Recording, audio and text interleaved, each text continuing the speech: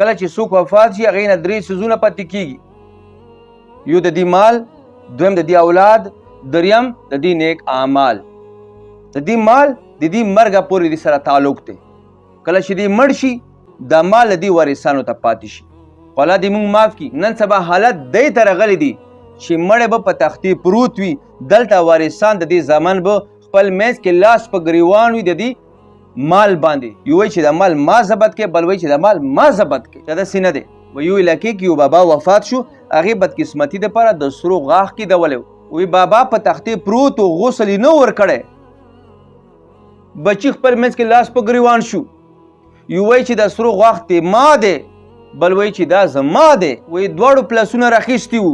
یو چې دا زه وباسم د پلار نه د سرو غاښ، بل وایي چې زه وباسم. د کلي خلک ورته وایي چې الله متبا که لږ صبر خو وکړې. بابا نه الله په صحیح طریقې سره روح هم نه دی وتلی، ګرم دی، لږ صبر خو وکړې.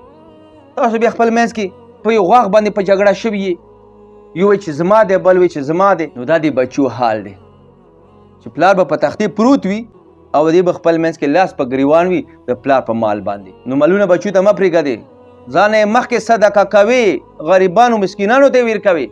د الله په ذات مې قسم وي که د تاسو پسې صدقې وکړي. او دویم څیز چې پاتې کېږي هغه اولاد دی، او دا تا سره قبر پورې ځي. خو صرف خاورې در باندې واړوي، بیا دې تا تپوس نه کړي، بیا دې ستا قبر ته هم نه راځي چې بابا موږ دپاره ډېر محنتونه کوششونه کړي وو، ډېرې ستړي کړي وي، ګرمي سړی برداشت کړی و، لوږې تندې برداشت کړي وي.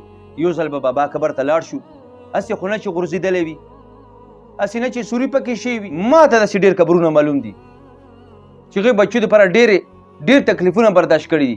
نن د هغوی قبرونه وران دي، غورځېدلي دي، او بچي تپوس نه کوي. نو دا د ستا اولاد دی چې حرام او حلاله ته نه ګوره، دې دپاره یې جمع کړې، او چې کله مړ شي دا به د ستا قبر ته نه درځي. او ښه کار دی چې نه درځي، ځکه چې تا د دې صحیح تربیت نه و کړی، تا دې دپاره حرامه حلاله نه و کتلي، خو دوی ته تا راوړي وه چې دا خوشحال دي. نن دا خوشحال دي، ښه په سور کې ته خپل کار کوه، خپل حساب قبر کې ویر کوه. دریم نیک اعمال دي، دا تاسو قبر ته ځي، دا تا قبر کې په خیر راځي، په کار راځي. نو نیک اعمال وکړه.